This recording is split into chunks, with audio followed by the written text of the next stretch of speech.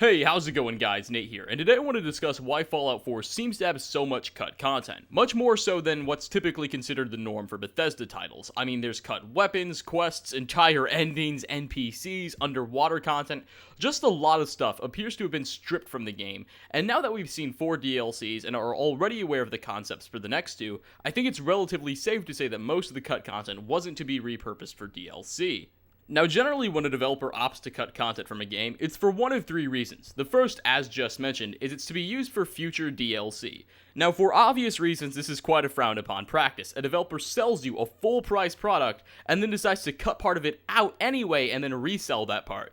It's like if somebody goes to buy a pizza, pays full price for a 10-slice box, then only gets 7 slices, and told if he wants the remaining 3, he has to pay separately, despite already paying full price. Now, fortunately, it appears that Bethesda wasn't going this route. Just looking at the DLC we've got and know about, it's safe to say that most of the cut content isn't being resold.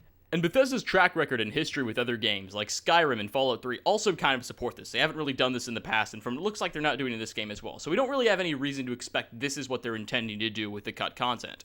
But another reason a developer may choose to strip out content is because it begins to conflict with the rest of the game. For instance, if you've ever watched the production diaries of a movie, you know that the entire plot can begin to change mid-production, and the people behind that movie are forced to alter and cut scenes altogether just to make that work out. The same rule can be applied with games like Fallout. The developers may have decided to make some changes, and as a result, previously developed assets had to be altered or entirely cut to support that. Now, to be honest, this seems especially possible with the game as big as Fallout 4. Dozens of quests, hundreds of locations. It's very possible that mid-development, the staff noticed conflicts, made changes, and adjusted to accommodate for the rest of the title. However, this only really offers an excuse for some of the quest-related assets cut. I mean, I can't really think of a valid reason to cut things such as weapons out just to make the plot flow smoother. It doesn't make a whole lot of sense in that regard.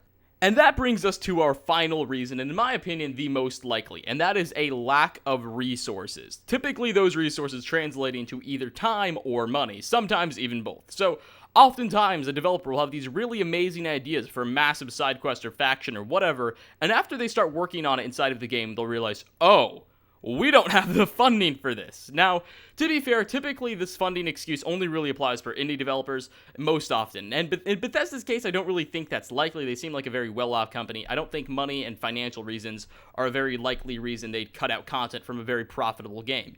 It would appear that the lack of time would be our primary culprit. They've got a release date that they want to hit this holiday season. Tons of sales hit around this time, and they want to get their game out by then. But they're still working on assets and quests and whatnot for the game, and they realize, we just don't have enough time, and decide to just say, screw it, drop what you're working on. If it's unfinished, we're cutting it out. And of course, that hypothetical conversation is a bit oversimplified, but the point definitely remains.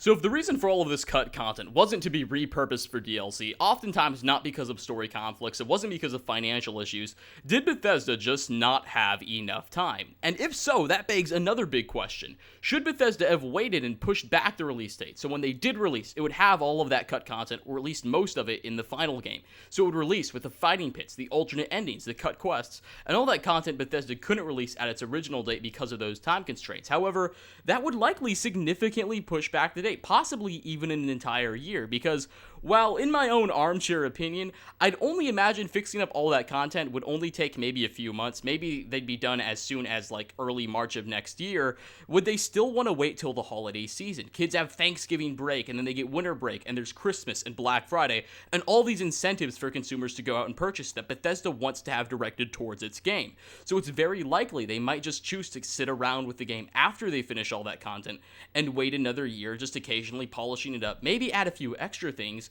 And while certainly they'd release with a superior product, is that entire year really necessary? Should they have just released it as is? Was that a good decision for them to make? I mean, if they chose to wait, we could still not have Fallout 4. We could still be waiting another year. They might have announced it at last E3 if they chose to wait. So let me know in the comment section down below your opinions on this matter, because honestly, I'm rather quite torn on this. I understand why Bethesda wants to hit that holiday season release. So let me know down in the comment section below your opinions. I hope you all enjoyed. Like if you liked, dislike if you disliked, and I hope to see you all in the next video. Peace out, everybody.